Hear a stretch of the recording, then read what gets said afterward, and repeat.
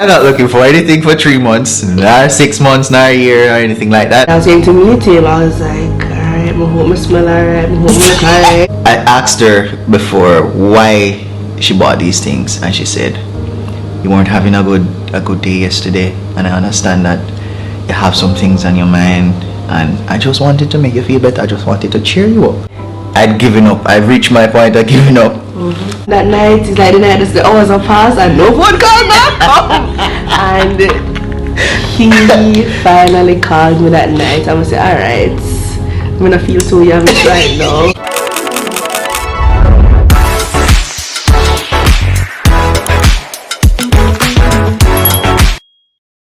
You sent me this message. I had to save it, right? And that message turned every single thing around. I'm going to tell him what the message is, Joe. I want you to tell him. I said to him that I'm not giving up on us or him. That's what I said. That's the short version of it. But yeah. But yeah. She told me that she wasn't going to give up, that she pretty much, she loves me and she wanted to work, and she's willing to work with me no matter what comes, right? But she had an understanding that I had a relationship with God. I just don't want her to force me into it. I don't want to get baptized because of her or because of anybody trying to influence me into it. What? No. You don't force that for me. Come in and go answer that. Cause what you want to hear, if the answer you want, you have to go and be for that. I wanted things to grow for me gradually, and she understood that. And I said to myself, maybe it's time we grew closer together. And I remember asking her to have devotion with me. Which was so strange because it was amazing to me because that just came out of nowhere, because all this time I was praying about him and praying for him, and for him to ask me that, I felt like it was kind of God, helping out that situation. I don't know what that was, but and in doing so, every defense, every wall that I built up around myself, around my feelings, I just totally tore them down. I mean, I've told this girl, this woman, pretty much everything there is, every deep, dirty, dark secret that I've ever had, every experience, everything that there was to know about me, she knew, and none of it scared her. I think at one point in a relationship, I got a bit frustrated because yes, we're having devotions, but then whenever conversations came up about church or baptism, it's like he wasn't quite there yet. And it was really overwhelming for me because I'm at a point now where I'm saying, should I continue with this thing? Like, does it make sense? And I remember one morning saying to him, I'm going to fast, so I will talk to you later. And that day I was fasting for him, and I was praying and bawling out to God.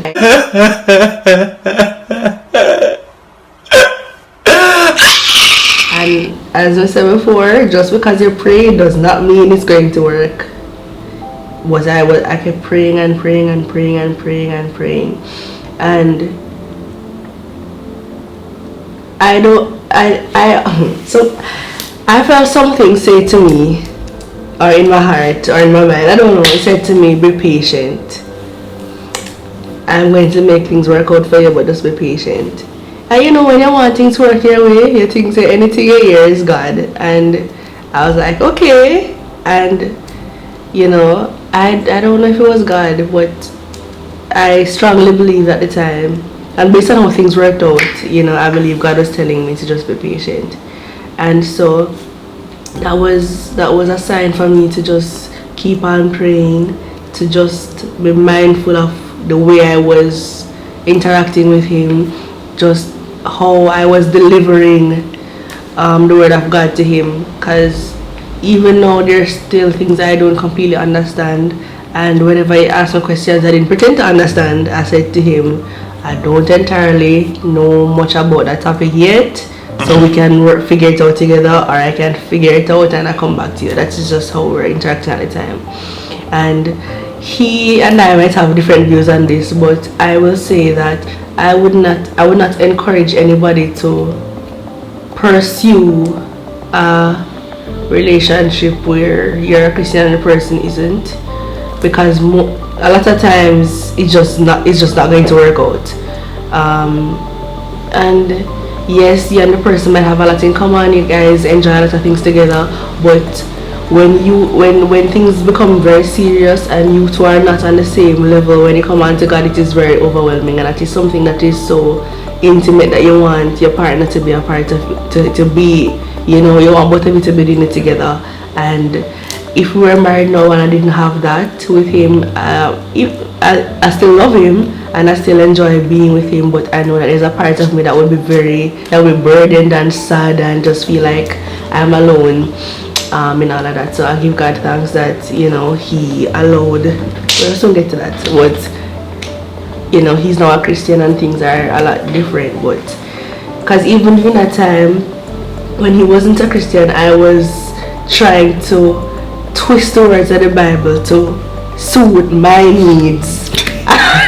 Because the Bible talks about not being unequally yoked, and I was like, well, it wasn't talking about relationships necessarily. And those are the things that I was saying to myself, and I was going through YouTube and all of, I was like, what does unequally yoked mean? And it was a whole thing, and I was trying to justify what I was doing, and it's always better to choose God over any relationship, because God gives you everything that you have, and he will make a way. Even if the person you love, even if it doesn't work out, God has something better in store for you. And it just so happens that in this particular situation it worked out for us. So I'm not encouraging anybody to go out and pray so the relationship work out. It may work out, it might not work out. So just have faith in God and actually trust him, and everything will work out the way it's supposed to, in the time it's supposed to. So we got together, everything is going good for the most part. You want to tell them about the first time you visited me? So the first time I visited his house was very scary for me, because going to people's yard is not my thing. I don't like that, don't love it. But I decided I was going to come to his house that day. I had to give her. He was trying to comfort me, reassurances, and be like, you can't let someone know where you are or whatever. And I said, that's suspicious. That's weird. Because people, I don't. People don't normally say them something. So if you're telling me to tell somebody, yeah, go take me away. That's what I was saying to myself. So I have a friend who lives close by to, well, I don't even know exactly where that friend lives, but in the same parish. And I said to him, this is where I'm going. And when I got here, I said my location, and I was looking everywhere at different landmarks. I must say, alright, that's over there, so that's over there, so. So but if you run away, I know I have an idea of where I am. Because where he lives, I've never really been down this side before, and so I was very scared. And even coming into the house and everything, I was like, alright, because so it ago, the hours were passing, and he didn't take me away. So I made it back home safely and everything. So couple times, I was paranoid. I say, I want to come and a couple poison me or whatever, but it was this other time she came over my yard, right? And no, this is couple weeks in our friendship, and everything that we spoke about before was kind of in that time frame, because as I said, we were on the phone quite a bit. We spoke a lot. We met. I pretty much met her family. You met my mother. Yeah, well, yeah. I met her mother. Mm-hmm. And I decided, you know what, maybe it's not so bad to just give it a try and see where it goes. But I knew that my intentions or not for a 6-month relationship or a year relationship. I knew that once I asked her to be my girlfriend, the next time I asked her anything would be to be my wife. We decided to give it a try, and this is where everything started to escalate to the next level, like meeting her father. Who gave his blessing right away. He did not hesitate. He's like, okay. Her father said to me that she has never carried anybody for him to meet. So for her to carry me there must be something special, and he gave me his blessing right then and there. My name's Kayla. That don't matter. And This was a few months into the relationship, yep. I believe. Further down, I decided I started to think to myself like, when do I want to propose to her? Because we were dating, we were going out. I would visit, she would visit. I was meeting his family, he was meeting mine. Yeah. So we got all of those things out of the way. Her family was very receptive. Her brothers, I remember one of her brothers pretty much quizzed me. He pretty much quizzed me. I thought, it would have been her father that did that, but her brother was the person who quizzed me on what my intentions were. And I was pretty much accepted after I got through that phase,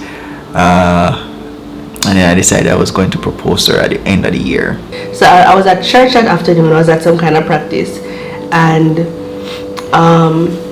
when the practice was over, he came up by my house, and my mommy was there as well. And mommy said to me, it was getting late, and my mommy said to me, Joe, I'm gonna make Joe stay over to help me with something. So I said, okay, whatever. Like, you never really mean anything to me. I was like, okay, sure. So I went to bed, didn't think anything of it. Mommy was still up, and he was up with her. And the next morning, I woke up and I came out to the living room. I heard music playing, and I saw petals on the floor. So I said, Joe, because I did not expect any of this at all. She felt like she had me figured out. I thought, yeah, but she thought I was going to carry her to some restaurant. Exactly. And maybe the mariachi band would come out and start playing the ukulele or something. And the ring would be in the bottom of a glass. Maybe. But that's not what it was. That's not what it was, man. And it was an awesome day. It was so nice. The ring was beautiful. And he's like, you're not going out tomorrow, you're going out today. Maybe I'll insert that to clip right there.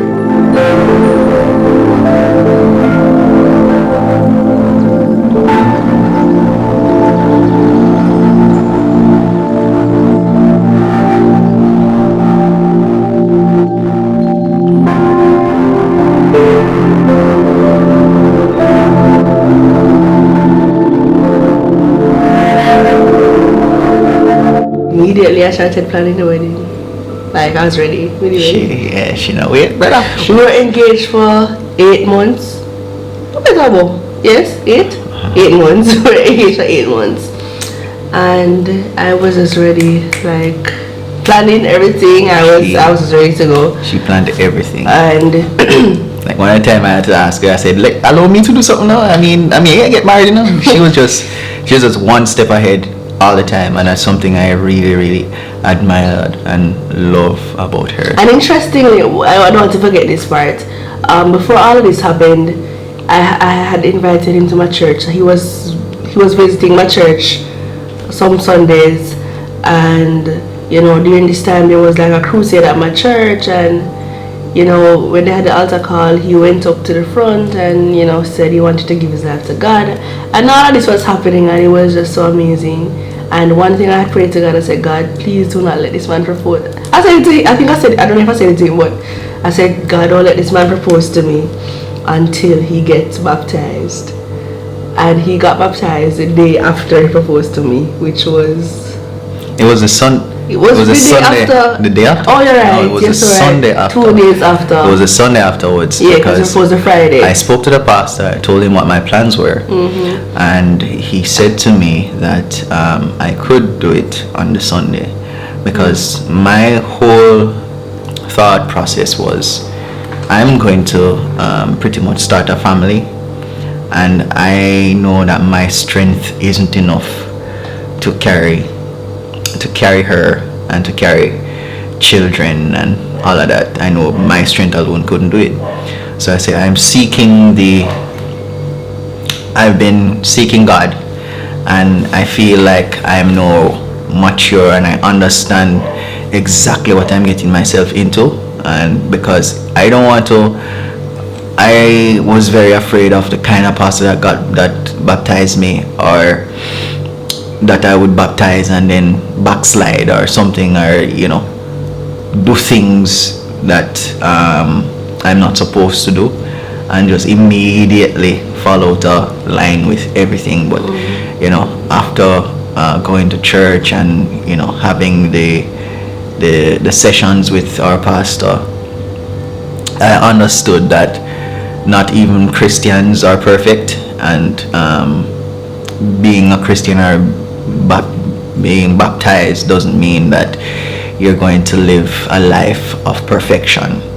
If anything, you'll probably face more challenges than anything. But I know that God will always be in the midst of everything that we do. And I just wanted to start off my marriage, my new life like that. I just wanted him to be at the top of all of it. He got baptized 2 days after he proposed, and that was really a blessing. And just to see God bring everything together, and just the support that we got from everybody, just how I was able to mesh with his family so well and him with mine. He has been so helpful in my family, and just since he's been married, even before that, I see how much people rely on him, and he's very dependable, very hardworking, and I don't feel, I feel like he was gonna leave me out for suffer by myself. Like, he's always supporting me, and he's just awesome. He's so thoughtful, and some things is like he's like I talk about things and then just appear in my on my doorstep.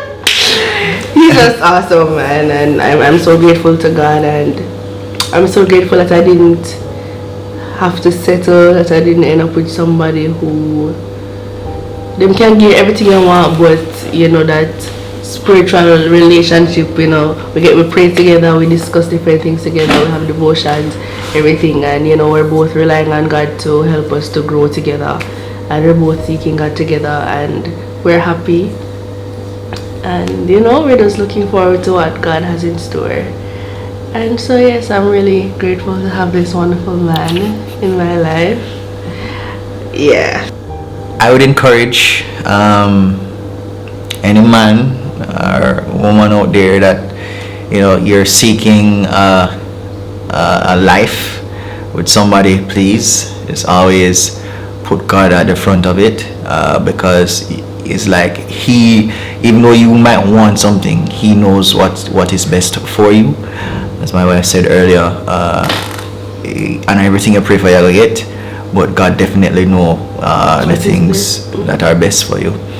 And it's been the best 2 years of my life, and I just encourage you all to just stay strong. And sometimes even in your marriages, when you have difficult times, one of you guys need to be the diffuser, because trust me, it helps. It really helps. She keeps me grounded, I keep her grounded, and anything that she does, I am as supportive as I can be. No matter what she wants to try, I've always been a supporter of her. I tell her that I'm her biggest fan, and whatever it is whatever her goals are, I'll try to support her as much as I possibly can. I love her so much. not true. You see? Alright guys, thank you so much for watching and I'll see you in my next video. Bye.